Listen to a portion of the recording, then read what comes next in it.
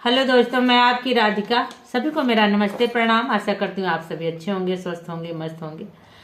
तो इस समय शादी का, विवाह का टाइम चल रहा है, तो शादी के गीत में एक विवाह गीत लेके आई हूँ। देखिए, एक बेटी को माँ बाप कितने प्यार से पालते हैं, पढ़ाते हैं, लिखाते हैं, सब कुछ करते हैं, सारा अपना जान छिड़कते हैं, लेकिन जिस टाइम विदाई होती है उस टाइम माँ बाप की आंखों से आंसू ही गिरते हैं और कुछ नहीं समझ में आता। कितना भी खर्च कर देते हैं, कुछ भी नहीं जोर पड़ता, लेकिन जिस टाइम विदाई होती है माँ बाप बिल्कुल रो देते हैं, दिल से रो देते हैं। बड़ा ही कष्ट होता है। तो देखिए, एक पिता अपनी बेटी को विदा कर रहा, कितनी दर्द से विदा कर रहा है। देना लेना नहीं खलता है, लेकिन जब बेटी विदा होती है बहुत जोर पड़ता है दिल पे। तो आप लोग गीत सुनिए, बहुत ही प्यारा गीत है। बहन कह रही है भाई से कि हम एक ही माँ के जन्मे हैं, लेकिन माँ आज मुझे भेज दे रही है तुम्हें से बार, सारा घर बार देगी और मुझे विदा कर दे रही है दूसरे के घर में। तो देखिए भाई क्या कहता है, पिता क्या कहता है, इसका जवाब आप लोग सुनिए। गीत बहुत ही प्यारा है। द्वारे पे बैठल रोवे बेटी के बापैया, अरे मैया आंगनवा के बिचरे ललनवा, अरे मैया आंगना वहाँ के बिचरे ललनवा। द्वारे पे रो माई बेटी के बापैया, अरे मैया आंगनवा के बिचरे ललनवा, अरे मैया आंगनवा के बिचरे ललनवा। डोलिया पकड़ी रोवे भैया बीरनवा, अरे आजू बहिनी जइए सासुराल रे ललनवा, अरे आजू दीदिया जइए सासुराल रे ललनवा। डोलिया पकड़ी रोवे दुलारू बीरनवा, अरे आजू बहिनी भैली पराई रे ललनवा, अरे आजू बहिनी भैली पराई रे ललन। फिर लौटी ओबे भैया सावन महीनवा, अरे हमारा तो करिया इंतजार रे ललनवा, अरे हमारा तो करिया इंतजार रे ललनवा।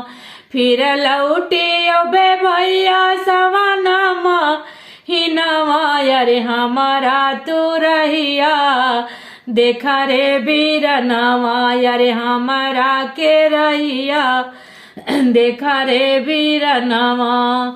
लिहले जनम भैया दोनों एक कोखिया, अरे कैसे विधन रचे किस्मत रे बीरनवा, अरे कैसे विधाता लिखे भागे रे ललनवा।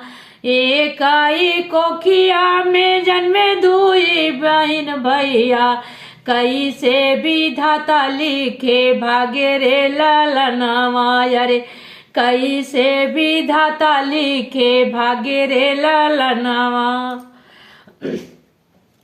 तुहू का तो दे पापा घरवा दुआरवा, अरे हम का तो भेजे दूरा देश रे ललनवा, अरे हम का तो भेजे दूरा देश रे ललनवा। बहन कह रही है भाई से, तुहू का तो दे बापा घरवा दुआरवा, अरे हम का तो भेजे दूर देश रे ललनवा, अरे हम का तो भेजे दूर देश रे बीरनवा।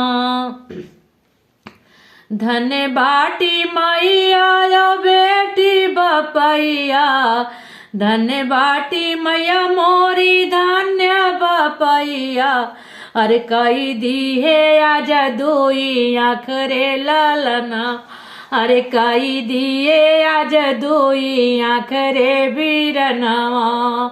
धन्य बाटे मैया रे धन्य बपैया, अरे कई दी है आज दुई आँख रे ललनवा, अरे कई दी है आज दुई आँख रे बीरनवा। जही दीनी बिटिया जे लेती जनम, अरे वही दीना होई जाए पाराई रे ललनावा, अरे वही दीना होई जाए पाराई रे ललनावा। जाते बाटू बहिनी तू दूर के देसवा, अरे देहलू घरा सुन सन रे ललनावा, अरे कई देलू घर सुन सन रे ललनावा। जाती बाटू बेटी जाती बाटू बहिनी तू दूर के देसवा, अरे गलियां भाई आज सुनी रे ललनावा, अरे गलियां भाई आज सुनी रे ललनावा। जब बेटियां घर से चली जाती हैं तो घर इतना सूना सूना लगता है, लगता खाने दौड़ रहा है, कितने रिश्तेदार भरे होते, पर कोई नहीं अच्छा लगता है। बेटी के बगैर सारा घर सूना हो जाता। ये गीत बिल्कुल गाया नहीं जाता है, मन पे बड़ा जोर पड़ता है। जिसने विदा किया होगा, जिसको विदा करना होगा, सबके दिल पे बहुत जोर पड़ता है। तो आगे 2-4 लाइनें पर मुझसे गाया नहीं जा रहा है। अगर गीत अच्छा लगा तो मैं फिर दोबारा इसे गाऊंगी, आप लोग कमेंट बॉक्स में जरूर बताइएगा।